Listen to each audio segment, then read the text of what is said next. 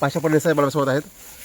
जाणून घेऊयात की ते आज परळी येथील रणजित सोळंके यांच्या मिलला भेट दिली आहे त्यांनी, आणि त्यांनी सुद्धा अतिशय चांगल्या प्रकारे इथं बांबूचं त्यांनी लागवड केलेली आहे.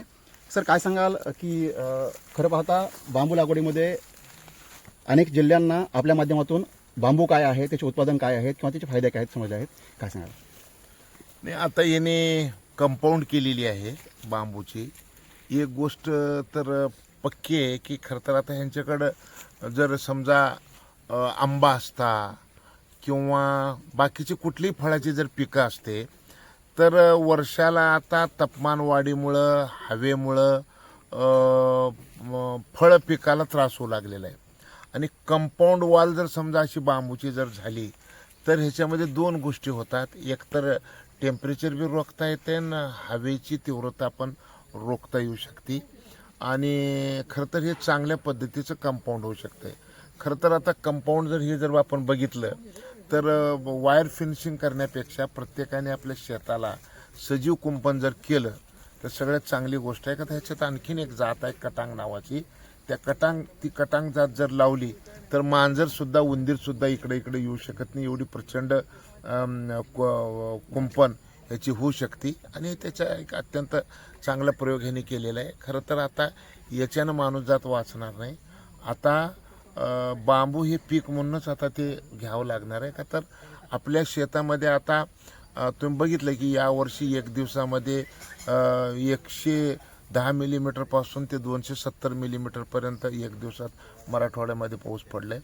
आणि भारतामध्ये जर सगळ्यात जास्त जर बघितलं तर एका दिवसामध्ये हजार मिलीमीटर पाऊस पडलेला आहे. आता असे सगळे पावसाळे. आणि आता काल तुम्ही ऐकलं असेल की एका ठिकाणी 50 किलोची गार पडलेली आहे. तर आता ह्या सगळ्या ज्या गोष्टी आहेत ना, हे अबनॉर्मलच्या नॉर्मल झालेल्या गोष्टी आहेत. आणि म्हणून पृथ्वीवरच्या मानवजातीच्या समोर प्रचंड मोठे संकट आहेत. आता हे संकट जर वाचवायचे असतील तर तुम्हाला आता दोनच काम करावं लागणार आहे. एक तर पृथ्वीवरची ग्रीनरी वाढवावं लागणार आहे आणि फॉसल फ्युएल जाळायचं बंद करावं लागणार आहे. फॉसल फ्युएल म्हणजे डिझेल, पेट्रोल, कोळसा तुम्हाला जाळायचं बंद करावं लागणार आहे. आणि ग्रीनरी जर वाढवली तर तुम्ही वाचू शकता. परंतु ग्रीनरीमध्ये काय लावायचं? वड पिंपळ तर आता कोण लावू शकत नाही, का तर वड पिंपळ सगळे संपवले आपण. आणि वडापासून आणि पिंपळापासून त्या लाकडाचं उत्पन्न काही मिळालं नाही, म्हणून ते झाड लोकांनी संपवून टाकलं. परंतु बांबूपासून 2000 वस्तू तयार होतात. त्याच्यामुळे बांबू आता हे पिकासारखं लावलं जाणार आहे. आणि बांबूपासून आता मिथेनॉल तयार होणार आहे, इथेनॉल तयार होणार आहे, लाकूड तयार होणार आहे, कपडे तयार होणार आहे. आता माझा चष्मा बांबूचा आहे, माझ्या हातातले घड्याळ बांबूचे आहे, माझे सॉक्स बांबूचे आहेत. 2000 वस्तू बांबूपासून तयार होऊ शकतात.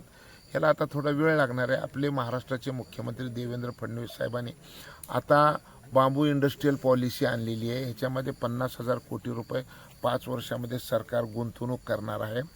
आणि 7 लाख रुपये आपण एका हेक्टरला बांबू लागवडीला पण देणार आहे.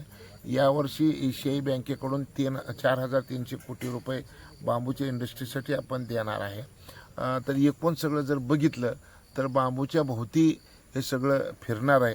आणि म्हणून आता मानव जातीच्या समोरचे जे संकट आहेत, तापमान वाढ आणि कार्बन, ह्या दोन गोष्टी जर वाचवायच्या असतील तर मला असं वाटतं की आता आपल्याकडं बांबू हे ह्याच्यापासून वाचवायला एक औषध म्हणून तुमच्या उपयोगी पडणार आहे.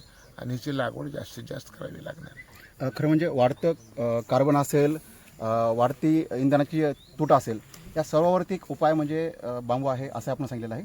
आणि भविष्यामध्ये जे पॉवर स्टेशन आहेत ते पण ही बांबूवर चालणार आहेत.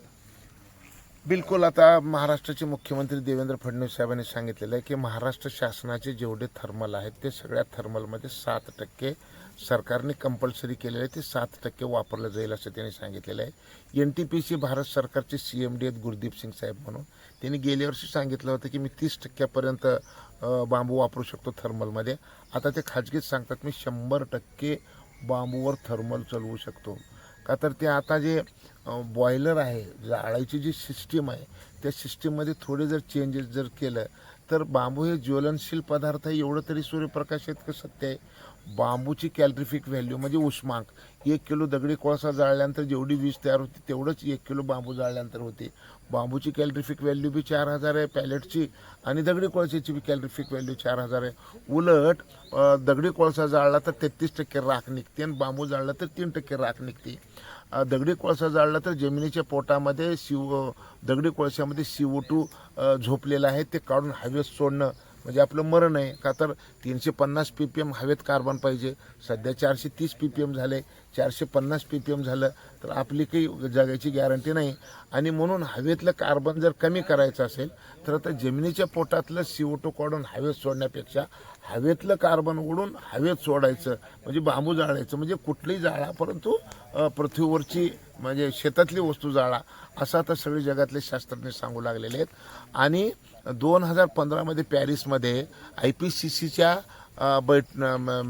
IPCCच्या एका प्रवक्त्याने सांगितलं होतं की कोळशावर आधारित औष्णिक वीज प्रकल्प टप्प्याटप्प्याने बंद झाल्याशिवाय पृथ्वीवरची मानवजात वाचणार नाही.